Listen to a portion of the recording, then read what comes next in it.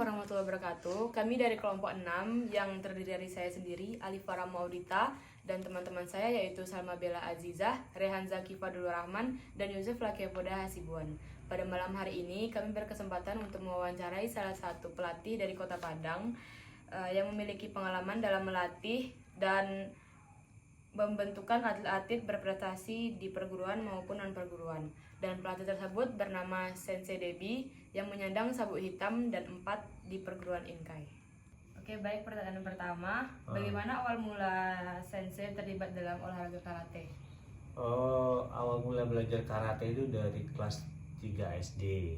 Ya, 3 SD itu melihat saudara dulu, adik kandung belajar karate, masuk karate, akhirnya mencoba belajar masuk, ya terlibat sampai saat sekarang.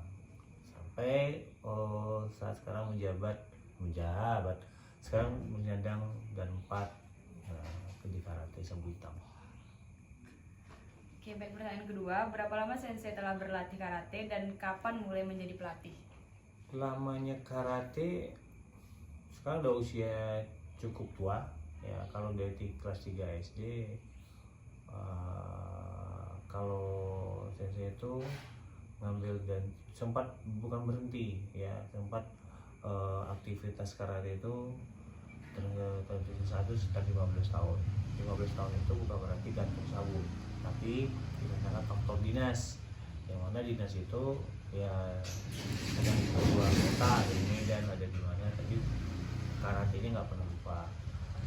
Cukup lama dari kelas 3 SD sampai saat ini yang masih di usia beranjak yang kepala 4. Oke, pertanyaan ketiga, apa pencapaian pribadi yang paling Sensei banggakan selama karir karate Sensei? Kalau pencapaian pribadi dulu jadi atlet, dan karena selain pencapaian Sensei dulu pernah juara nasional, kejuaraan Inkai ya, kemudian Forky itu dapat medali perak, kemudian Inkai medali perak, dan beberapa kompetisi lain yang ada, baik itu di dalam kota maupun di luar kota. Oke, pertanyaan keempat, pendekatan pengajar apa yang Sensei gunakan untuk murid dengan tingkatan kemampuan perbedaan, misalnya pemula, menengah, dan lanjutan? Pendekatannya untuk seorang pelatih itu bermacam-macam ya, karena kalau kita berpatok untuk zaman sekarang itu bermacam strategi dan bermacam cara.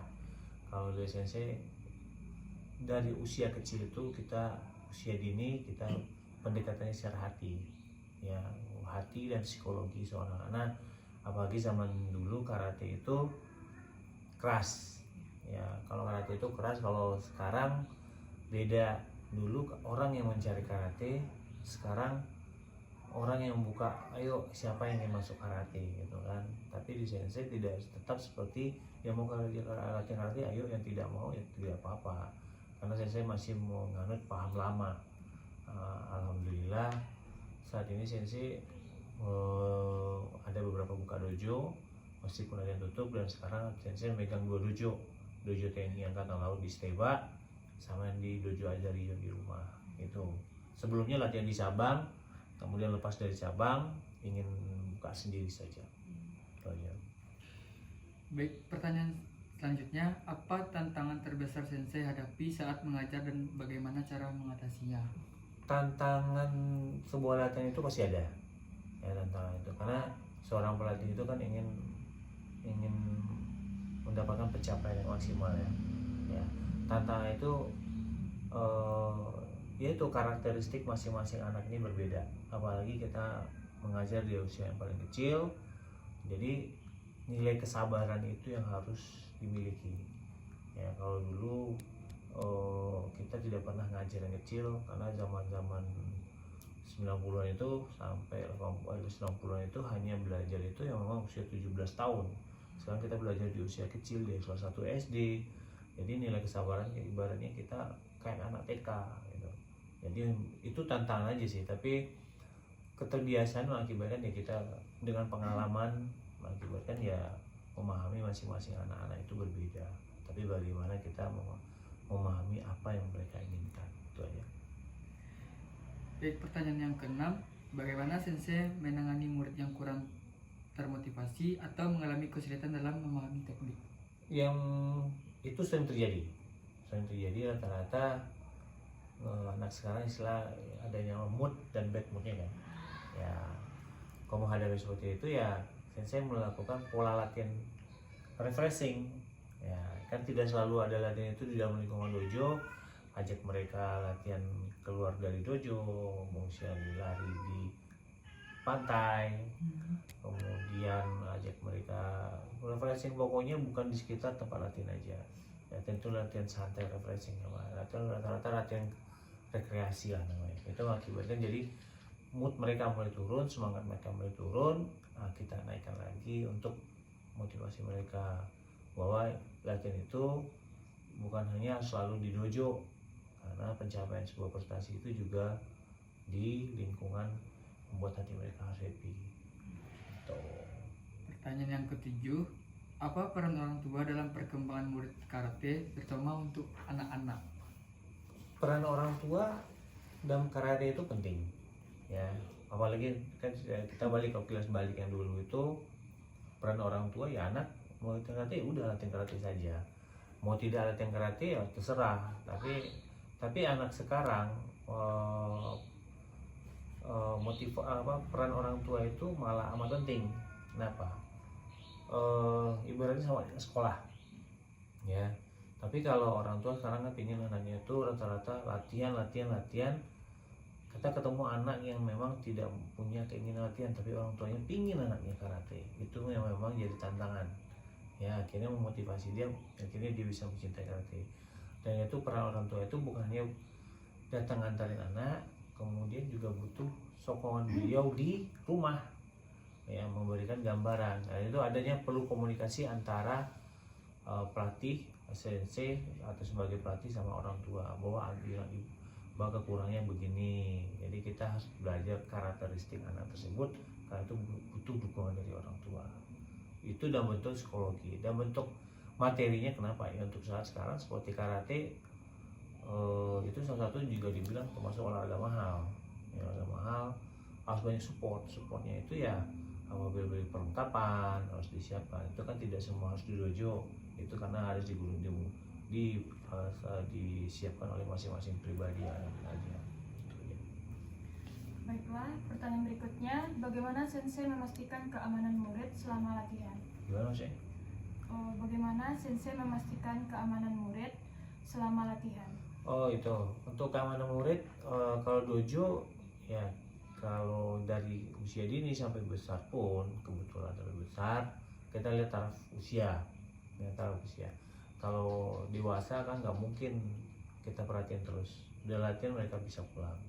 Ya, kalau usia di usia misalnya kadet ke bawah, itu masih di bawah pantauan orang tua. Kalau kita latihan di dojo ya kita tunggu sampai orang tuanya menjemput.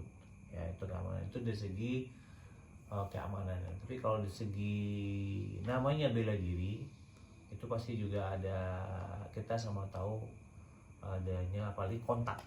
Ya, belajar kontak itu ya tetap harus dikondisikan beda kan kalau ada pertandingan. Itu aja. Bagaimana karate di Indonesia berkembang selama ini menurut pengalaman sensei? Kalau karate di Indonesia cukup berkembang pesat, meskipun ya sebagai pelatih juga ada rasa kecewa, itu pasti. Ya, beberapa kegiatan ada yang cukup tidak memuaskan, baik itu dalam satu pertandingan. Itu yang terjadi saat sekarang. Jadi mengakibatkan mestinya seperti di luar negeri karate itu sudah amat berkembang. Atlet itu digaji. Kalau di sini kan kita beberapa yang amat jadi perhatian itu di rata-rata yang kalau atlet itu yang bagus saja, tapi nggak tahu di bawah masih ada potensi-potensi yang belum tergali, akhirnya hilang. Nah, itu aja kekecewaannya. Tapi kalau perkembangannya ya cukuplah untuk saat sekarang. Bagaimana sensei terus meningkatkan kemampuan diri sebagai pelatih? Kalau untuk meningkatkan diri ya, kita sebagai pelatih jangan hanya cukup melihat kondisi yang lama, kita upgrade ilmu ya, upgrade ilmu, baik itu ilmu teknik, baik itu ilmu apa itu karate. Jangan kita belajar karate itu hanya bukan tegak-tegak saja, teriak-teriak terus begini, tapi kebetulan saya sendiri pun kalau di bidang itu turut terlibat, apalagi untuk bagi anak-anak karate yang berprestasi ya, bukan hanya jadi materi tapi kita harus masuk ke mereka, ini loh cara yang benar, ini loh kita lakukan gitu. Karena rata-rata kan kebanyakan para pelatih itu hanya memberikan materi saja, prakteknya kurang. Nah, jadi seperti itu sih. Baik, segitu ya Sensei. Terima kasih banyak. Oke, Atas terima kasih. waktunya. Baik, itulah hasil dari wawancara kami kelompok 6. Semoga apa yang kami sampaikan dapat menjadi ilmu yang bermanfaat untuk kami dan nilai tambah pada mata kuliah ini. Kami dari kelompok 6 mengucapkan terima kasih. Wassalamualaikum warahmatullahi wabarakatuh.